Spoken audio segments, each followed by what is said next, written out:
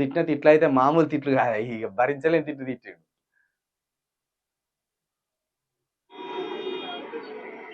ఇది మన పరిస్థితి, తెలంగాణ పరిస్థితి.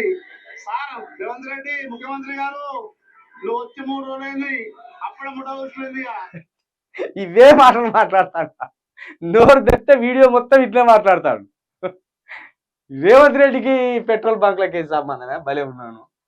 ఆడోళ్ళకు ఫ్రీ ఫ్రీ ఇచ్చిన బస్సులు మా మొగలకు మా బస్సు ముఠ అయిపోతున్నాయి. ఇక నీ మాటలు వినలేము రా బాబు, నీ మాటలు వినలేము. నువ్వు మాట్లాడిన సబ్జెక్ట్ ఏదో మంచిగా మాట్లాడితే అయిపోయేదిగా, మళ్ళీ దేవుని భక్తులు లెక్క ఇట్లా పొడుగు పొట్టు పెట్టుకొని వచ్చాడు. ఇవే మాట్లాడమన్నాడా నిన్ను దేవుడు?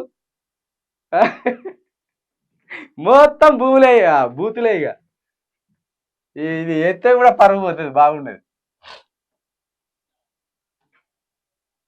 మాట్లాడితే రేవంత్ రెడ్డిని విమర్శించాలనుకున్నా, ప్రభుత్వాన్ని విమర్శించాలనుకున్నా, ఒక పాయింట్ మీద, ఒక సమస్య మీద విమర్శించే ప్రయత్నం చేయండి, అర్థమవుతుంది. వచ్చిన బూతులు తిట్టుకుంటా పోతే బాగుండదు, మనం బేకార్ కింద కనబడతాం.